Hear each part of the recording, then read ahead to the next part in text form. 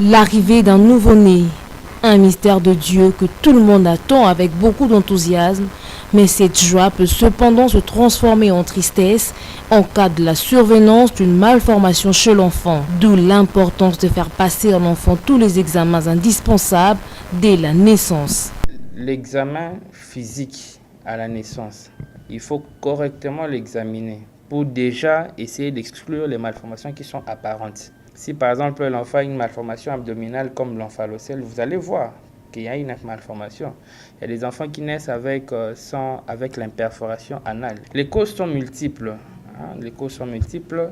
Il y a des causes génétiques, c'est-à-dire il y a une anomalie quelque part dans la formation de l'enfant, ou lorsque l'un des parents ou les deux parents ont une anomalie dans leur gène, soit une mutation ou une délétion ou n'importe quelle anomalie, ça peut se manifester chez l'enfant par des malformations. Ça dépend des types de malformations. Dans ce cas, il faut référer dans un centre spécialisé pour voir si on peut déjà prendre en charge cette malformation. Parmi les moyens les plus efficaces pour éviter la malformation, le docteur cite la suivi scrupuleuse de la consultation prénatale.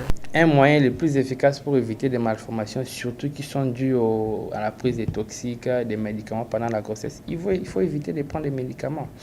Il faut que les femmes suivent les CPN, les consultations prénatales.